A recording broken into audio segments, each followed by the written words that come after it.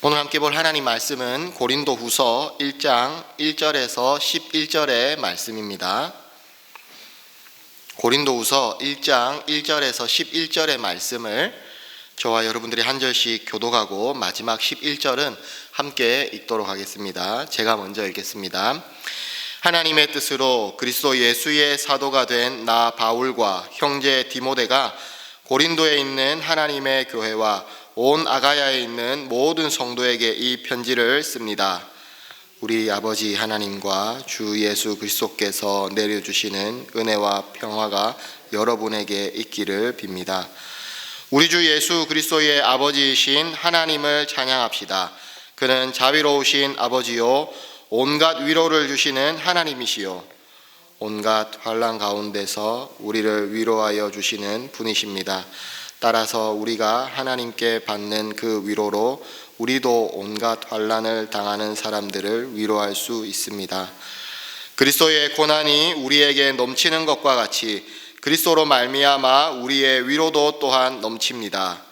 우리가 환난을 당하는 것도 여러분이 위로와 구원을 받게 하려는 것이며 우리가 위로를 받는 것도 여러분이 위로를 받게 하려는 것입니다. 여러분은 이 위로로 우리가 당하는 것과 똑같은 고난을 견디어냅니다. 우리가 여러분에게 거는 희망은 든든합니다. 여러분이 고난에 동참하는 것과 같이 위로에도 동참하고 있음을 우리는 알고 있습니다. 형제 자매 여러분, 우리가 아시아에서 당한 환난을 여러분이 알기를 바랍니다. 우리는 힘에 겹게 너무 짓눌려서 마침내 살 희망마저 잃을 지경에 이르렀습니다. 우리는 이미 죽음을 선고받은 몸이라고 느꼈습니다. 그렇게 된 것은 우리 자신을 의지하지 않고 죽은 사람을 살리시는 하나님을 의지하게 하기 위함입니다. 하나님께서는 이렇게 위험한 죽음의 고비에서 우리를 건져주셨고 지금도 건져주십니다. 또 앞으로도 건져주시리라는 희망을 우리는 하나님께 두었습니다. 다 함께 읽겠습니다. 여러분도 기도로 우리에게 협력하여 주십시오. 많은 사람의 기도로 우리가 받게 된 은총을 두고 많은 사람이 우리 때문에 하나님께 감사를 드리게 될 것입니다. 아멘. 오늘도 하나님의 은혜와 위로가 충만하시길 축복합니다. 오늘부터는 고린도후서 말씀을 함께 묵상하게 됩니다. 본문 말씀을 살펴보기 전에 잠시 이 고린도후서의 배경을 살펴보겠습니다. 바울 사도는 고린도전서를 디도편으로 고린도 교회에 보내고 난 이후에 그들의 반응을 염려하면서 기다렸습니다. 바울은 나중에 디도를 만나서 고린도 교회의 많은 문제들이 해결되었다라는 소식을 듣고 매우 기뻐하였습니다. 하지만 아직도 고린도 교회에 해결되지 않은 그런 문제들이 남아 있었습니다. 그래서 바울 사도는 고린도 후서들을 보냄으로써 그 문제들을 중심으로 복음을 전하고 있는 것입니다. 우리가 고린도 후서를 살펴보는 가운데 바울 사도를 통하여서 고린도 교회에 주시는 하나님의 말씀을 함께 들을 수 있기를 원합니다. 그러면 고린도 교회 가운데에서 고린도전서를 통해서 해결되지 않았던 그런 대표적인 문제가 무엇이 있었을까요? 바울이 고린도 교회를 떠난 이후에 고린도 교회에는 거짓 선생들이 들어오게 되었습니다. 거짓 선생들이 들어와서 바울이 전한 복음을 변질시키려고 하는 것이었습니다. 그들은 바울을 흠잡으면서 하는 말이 바울이 사도가 아니다 이렇게 이야기를 하는 것입니다. 그런데 이러한 일은 아주 사단적인 일이었습니다. 그냥 단순히 바울의 사도권만을 부정하는 것이 아닙니다. 왜냐하면 바울이 전한 복음 자체를 부정하고자 하기 때문인 것입니다. 만약 바울이 사도가 아니라면 바울이 전한 복음도 가짜가 되는 것입니다. 거짓 교사들이 바울의 사도권을 부정하는 것은 바로 바울이 전한 복음을 부정하는 것입니다. 그러므로 이것은 아주 사단적인 역사인 것입니다. 그래서 바울은 적극적으로 이 자신의 사도됨을 주장하는 것입니다. 이것은 단지 바울이 자기 자신의 사도적인 권위를 내세우고자 한 것이 아닙니다. 바로 자신이 전한 복음을 변화하기 위해서 바울 자신은 그렇게 자신의 사도됨을 주장한 것입니다. 1절에서 2절 말씀을 보면 바울은 편지의 첫머리에 안부 인사를 하면서 자신이 하나님의 뜻으로 사도가 되었습니다 라고 분명히 밝히고 있습니다. 우리가 이미 잘 알고 있지만 바울은 이 부활의 주님을 만나기 전에는 예수님을 이단으로 생각하였고 그리스도인들을 핍박하고 죽이는 데 앞장섰던 사람이 바로 바울 사도였습니다. 그런데 자기가 하는 모든 일들이 하나님의 뜻인 줄 알았던 것입니다. 그러다가 대제사장으로부터 공문을 받아서 다메섹에 있는 예수님을 믿는 자들을 잡아 죽이러 가던 도중에 부활하신 예수님을 빛 가운데에서 만나게 되었습니다. 부활의 주님께서는 바울 사도를 사로잡으셨고 이방에 주님의 복음을 전하는 사도로 삼으셨던 것입니다. 그러므로 바울이 사도가 된 것은 전혀 자기의 뜻이나 자기의 의지가 아니라 하나님의 절대적인 주권적인 사역으로 일어난 일이라는 것입니다.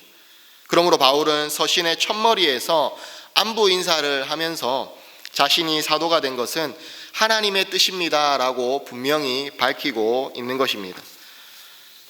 이렇게 하나님의 뜻으로 사도가 된 바울이 고린도에 있는 이 하나님의 교회와 아가야에 있는 모든 성도님들에게 문안하고 있습니다.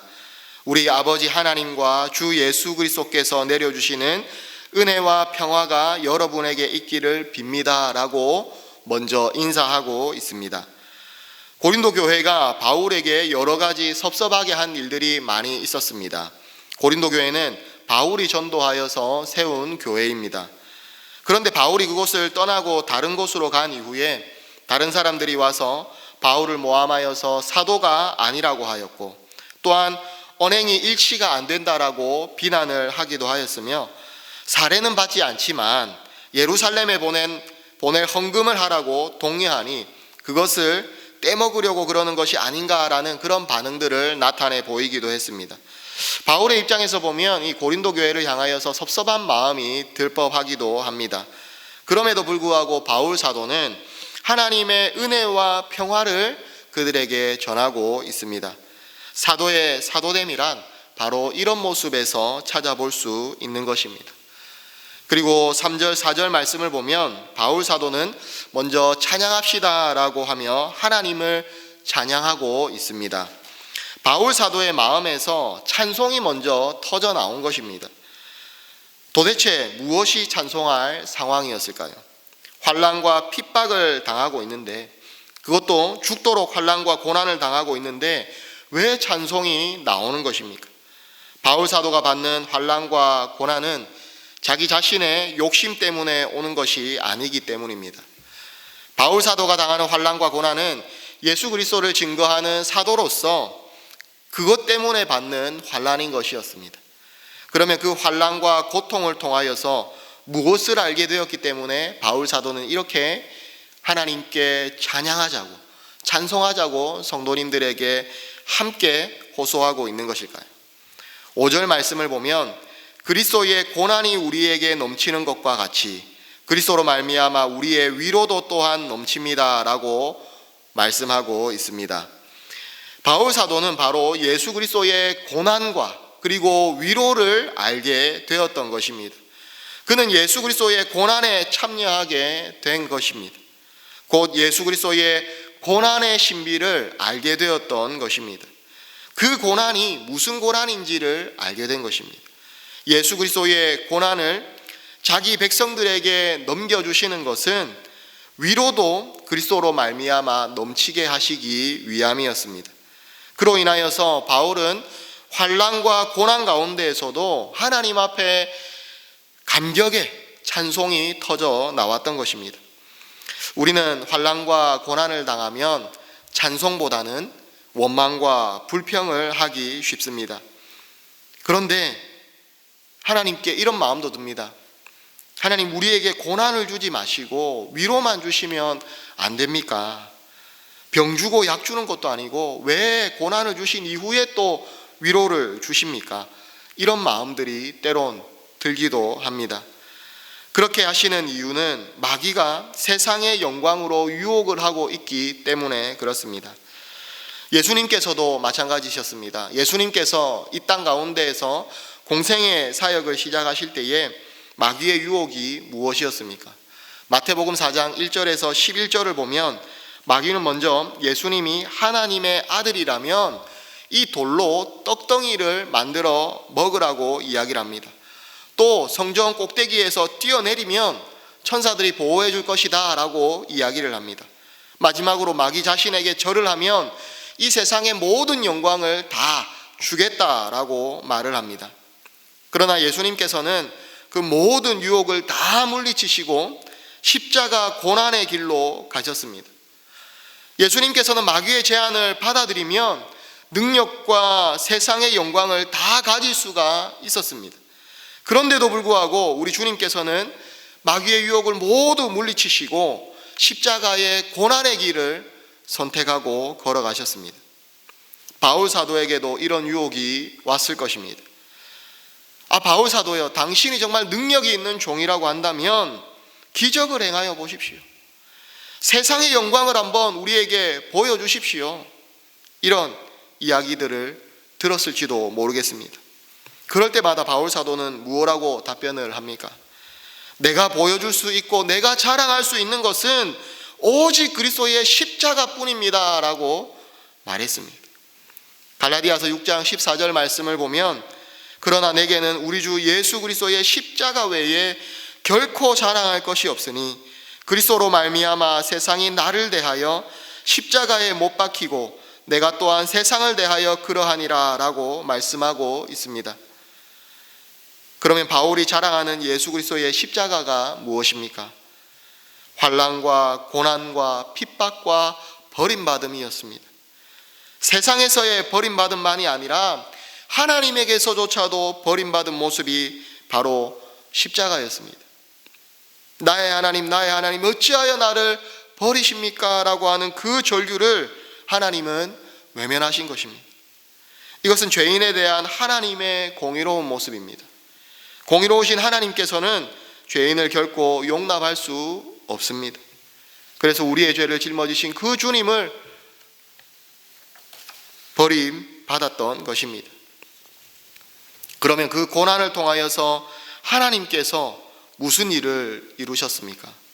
히브리서 5장 8절에서 10절 말씀을 보면 그가 아들이시라도 받으신 고난으로 순종함을 배워서 온전하게 되었은즉 자기를 순종하는 모든 자에게 영원한 구원의 근원이 되시고 하나님께서 멜기세덱의 반차를 좇은 대제사장이라 칭함을 받았느니라 라고 말씀하고 있습니다.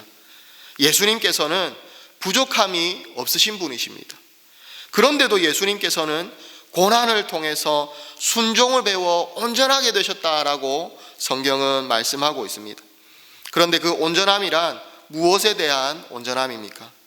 자기를 순종하는 자에게 영원한 구원의 근원이 되기 위해서 멜기세덱의 반차를 따른 영원한 대제사장이 되셨다라는 것입니다. 이것이 바로 고난의 신비입니다. 그러므로 성도가 고난을 당할수록 이 그리스도의 고난의 신비를 알게 됩니다. 그리고 그 위로도 우리의 마음 가운데 넘치게 되는 것입니다. 나의 고난을 바라보는 것이 아니라 내가 고난을 당할수록 그리스도의 고난을 바라보고 주님의 그 고난을 신뢰하고 붙잡게 되는 것입니다. 그리스도의 고난이 우리의 구원의 근거가 된다라는 것을 확신하며 주님 앞에 더욱 감사할 수 있게 되는 것입니다. 그리고 나의 고난으로 인하여서 불평하고 원망하는 것들이 그리스도의 고난 앞에서 입을 닫게 되는 것입니다. 그것이 바로 그리스도의 고난이 넘침과 같이 그리스도의 위로도 우리에게 넘치는 것입니다. 그러면 하나님께서는 왜 그렇게 하시는 것입니까? 야고보서 1장 2절에서 4절 말씀을 보면 내 형제들아 너희가 여러 가지 시험을 만나거든 온전히 기쁘게 여기라. 이는 너희 믿음의 시련이 인내를 만들어내는 줄 너희가 알미라. 인내를 온전히 이루라. 이는 너희로 온전하고 구비하여 조금도 부족함이 없게 하려 함이라 라고 말씀하고 있습니다. 예수 그리스도께서 고난을 통하여 온전케 되셨다는 것을 우리 모든 성도들도, 우리 모든 그리스도인들도 고난을 통하여서 알게 하시도록 하나님은 때론 우리의 삶 가운데 우리가 이해하지 못하고 알지 못하지만 이런 고난을 허락하시는 것입니다. 그래서 그리스도의 고난 속에서 그 십자가 안에서 온전한 용서와 구원이 있음을 알게 하시는 것입니다. 그러면 우리는 또 묻고 싶은 것이 있습니다. 주님, 그래도 꼭 그 방법 말고 다른 방법을 통하여서 고난 없이 좀 영광이 주어지는 방법은 없습니까? 라고 물음을 하고 싶습니다. 예, 없습니다. 그런 방법은 마귀가 제시하는 방법입니다. 그러므로 하나님의 자기 백성만 알아채도록 감추어둔 방법이 바로 고난의 길입니다. 좁은 문이고 좁은 길입니다. 이것은 마치 밭에 감추어진 보화와 같다고 말할 수가 있습니다. 겉으로는 고난으로 포장해 두었지만 그러나 속으로는 말할 수 없는 위로와 소망과 희망이 넘치게 되어 있는 것입니다. 이렇게 하나님께서 우리를 온전하게 하시기 위해서 고난을 주실 때에 어느 정도로까지 고난이 찾아올까요? 8절과 9절 말씀을 보면 살 희망까지 끊어질 정도로 만든다라고 말씀하고 있습니다. 우리는 이미 죽음을 선고받은 몸이라고 느꼈습니다 라고 바울 사도가 처절하게 이야기할 정도로 때로는 우리의 삶에 찾아오는 그 고난과 고통이 너무나도 힘들고 어려워서 살 희망조차 없고 죽은 것 같이 느낄 정도로 너무너무나도 힘이 듭니다. 아마 이 코로나 상황에서 경제적으로 그런 고난과 위기 가운데 계신 분들도 있으실 것이고요. 때로는 우리의 육신의 질병으로 인하여서 정말 그런 고난과 고통 가운데 계신 분들도 계실 것입니다. 여러 가지 다양한 상황 가운데에서 정말 죽을 것 같은 그런 고통으로 잠을 이루지 못하고 마음의 병까지 얻는 그런 우리 주변의 사람들도 있을 것입니다. 물에 빠진 자는 지푸라기라도 잡으려고 합니다. 그런데 그 지푸라기조차 치워버리는 방법으로 일하시는 것이 바로 하나님의 일하심이십니다. 왜 그렇게까지 하십니까? 온전히 하나님만 신뢰하고 하나님만 의지하고 오직 죽은 자를 다시 살리시는 하나님만 붙잡고 살라고 그렇게까지 하시는 것입니다. 그러므로 성도란 죽어도 괜찮은 사람입니다. 왜냐하면 하나님께서 다시 살리실 것이기 때문입니다. 이것이 바로 성도의 위로고 소망이고 희망이고 힘이 되는 것입니다. 그뿐만이 아닙니다. 지금 우리가 믿음으로 인하여서 여러 가지 시련과 어려움을 당하고 있다면 그것이 다른 성도에게 위로를 주는 힘이 되기도 합니다. 지금 당하는 고난이 나중에 똑같은 고난을 당하는 형제 자매님들에게 말할 수 없는 위로를 주게 되는 것입니다. 6절과 7절 말씀을 보면 바울 사도가 환난을 받는 것은 바로 성도들의 위로와 구원을 위한 것이며 바울 사도가 위로를 받는 것도 성도들이 고난을 견디기 위함이라고 말씀하고 있습니다. 이미 그리스도의 고난의 신비를 알게 된 바울이 그 고난의 자취를 남겨서 성도님들에게 위로가 되게 하는 것입니다. 이렇게 믿는 성도들은 세상의 환난이 두렵지 않습니다. 세상 사람들은 환난이 닥칠까 두려워합니다. 그러나 성도님들에게는 환난이 오히려 그리스도의 사랑을 더욱 온전하게 드러나게 하는 것입니다. 그 사랑으로 인하여서 환난 중에도 희망과 소망과 더욱 이 모든 믿음이 든든해질 뿐입니다. 믿음의 뿌리가 더욱 견고하게 내려질 뿐입니다. 그러므로 주님을 찬송하게 되는 것입니다. 바울 사도의 이 찬송이 바로 우리의 마음 가운데서도 터져 나오기를 원합니다. 10절에서 11절 말씀을 보면 바울 사도는 예수 그리스도께서 우리를 죽음의 고비에서 건지셨다라고 말씀하고 있습니다. 개역 개정에서 보면 큰 사망에서 건지셨다라고 말씀을 합니다. 또한 지금도 건지신다고 말씀하시고요. 그리고 이후에라도 건져주시기를 희망한다라고 말씀하고 있습니다. 그러므로 환난 가운데에서도 주님이 주시는 위로함을 덧입고 환난 가운데 있는 바울 자신과 믿음의 동역자들을 위하여서 기도함으로 도우라라고 말씀하고 있습니다.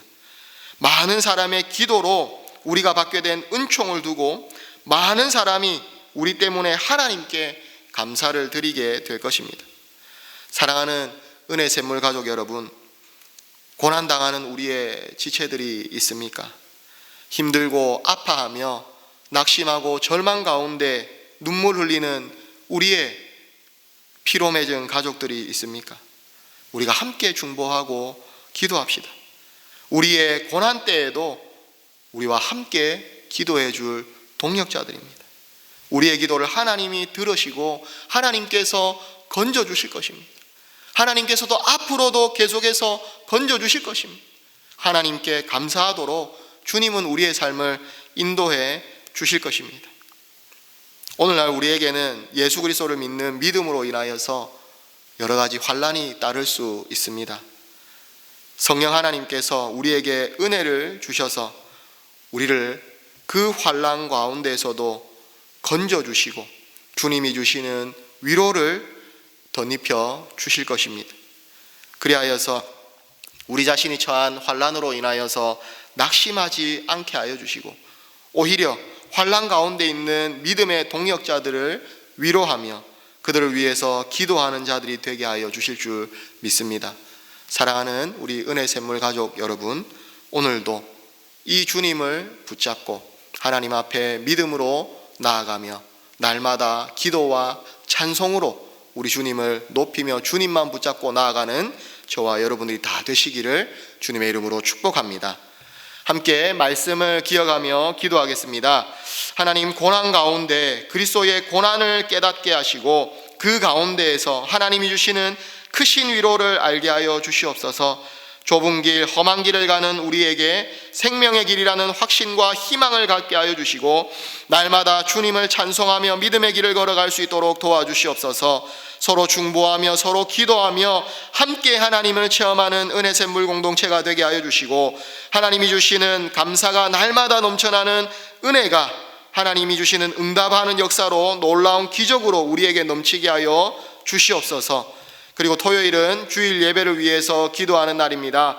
하나님, 어린이교회, 청소년교회, 청년교회 그리고 모든 우리 장년, 목장, 연합 예배 가운데 성령 하나님 임하여 주시고 우리를 더욱 목마른 심령이 되게 하여 주셔서 갈급한 우리에게 예배 가운데 채우시는 하나님을 경험하게 하여 주시고 하나님을 예배하는 가운데 주님이 주시는 참된 쉼과 안식을 누리는 예배가 되게 하여 주시고 말씀을 전하시는 우리 목사님에게 성령의 충만한 능력을 허락하여 주시옵소서.